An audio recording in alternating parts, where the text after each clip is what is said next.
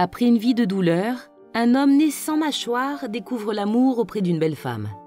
Salut à tous et bienvenue sur AZ 237. Après s'être senti inutile pendant des décennies, Joseph Williams affirme avoir été racheté par l'amour. Depuis qu'il est né sans mâchoire, il a été tourmenté toute son enfance. Quel type de vie Joseph Williams a-t-il mené et comment est-il tombé amoureux d'une femme aussi charmante? Si vous êtes curieux de le savoir, restez à l'écoute jusqu'à la fin de la vidéo. Mais avant de commencer, voici la question du jour. Quand je sèche, je me mouille. Qui suis-je? Donnez-nous votre réponse dans les commentaires. La réponse exacte vous sera donnée à la fin de la vidéo. N'hésitez pas à liker la vidéo pour nous encourager. Et si vous êtes nouveau sur la chaîne, abonnez-vous et activez la cloche de notification pour ne manquer aucune de nos prochaines vidéos.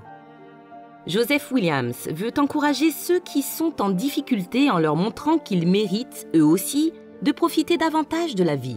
Cet homme de 41 ans, originaire de Chicago, est né avec le syndrome autofacial, une maladie congénitale rare causée par un gène défectueux qui l'empêche de parler ou de manger avec sa bouche. Il ne peut pas communiquer verbalement. Il utilise plutôt le langage des signes et s'alimente à l'aide d'un tube. Il a déclaré dans un article du New York Post: « Les rencontres étaient également difficiles pour moi, car j'avais une très faible estime de moi et je me sentais inutile. Mais quand j'ai commencé à croire en moi et à réaliser que je méritais plus, j'ai fini par trouver ma femme. » Williams, un soudeur, a longtemps imaginé qu'il serait seul pour le reste de sa vie jusqu'à ce qu'il rencontre Vania, 39 ans, en 2019. En grandissant, tout le monde a essayé de le protéger du monde extérieur en lui disant qu'il n'était pas prêt à affronter la réalité de la dureté du monde pour quelqu'un comme lui.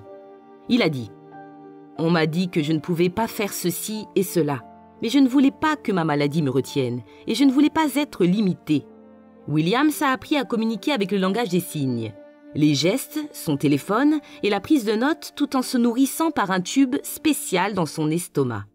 Sa mère biologique a été surprise d'apprendre qu'il était né sans mâchoire. Il a été transféré à Chicago pour de nombreuses opérations maxillofaciales alors qu'il n'avait que quelques jours. Bien qu'on ait dépensé beaucoup d'argent en opérations, l'état de son visage ne s'est pas amélioré. Ils ont essayé de me construire une mâchoire avec une greffe d'os et de peau. Mais au fur et à mesure que je grandissais, mon corps l'a rejeté et l'opération n'a pas abouti, a expliqué Williams. J'ai également été placé en vue d'une adoption. C'est ainsi que j'ai rencontré ma famille adoptive.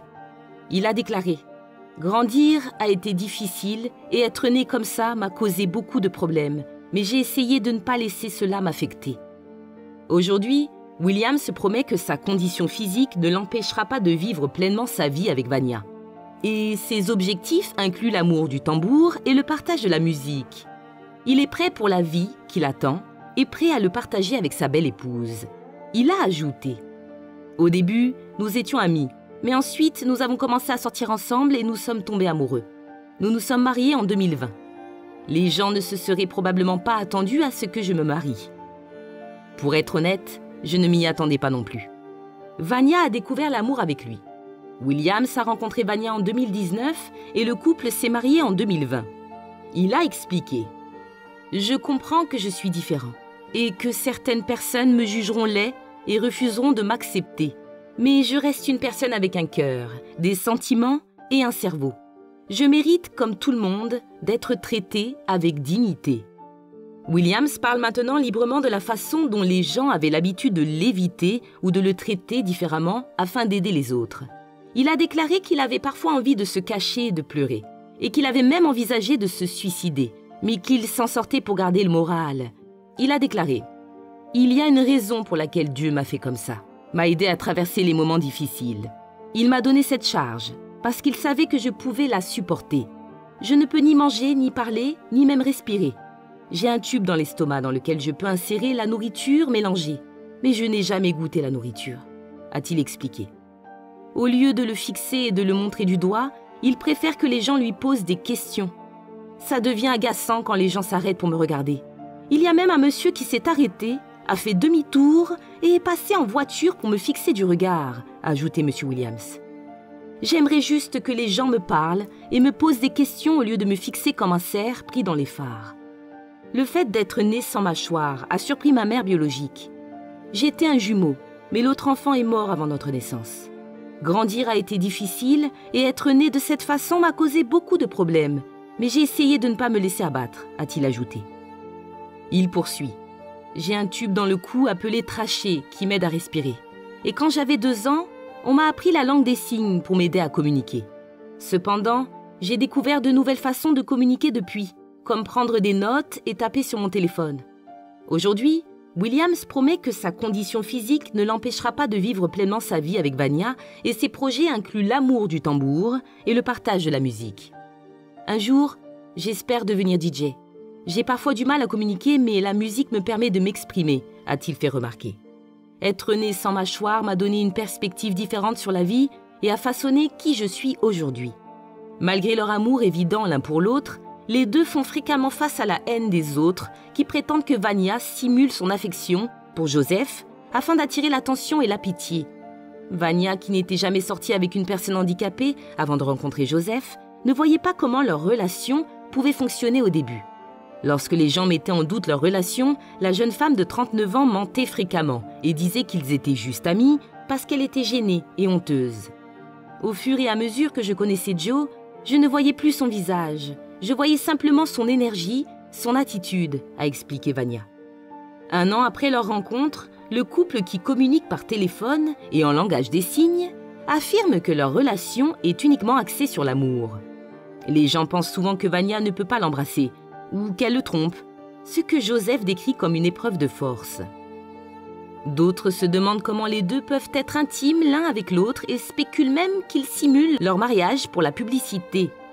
Lorsque nous sortons ensemble, nous nous contentons essentiellement de regarder. Les gens sortent parfois leur téléphone pour filmer ou prendre des photos, mais ils ne disent jamais rien. Ils se contentent de nous regarder, ajoute Vania. Cependant, Joseph voit en cela de la haine, aussi claire que le jour, et espère qu'au lieu de se comporter de manière ignorante, les gens lui demanderont simplement ce qui s'est passé.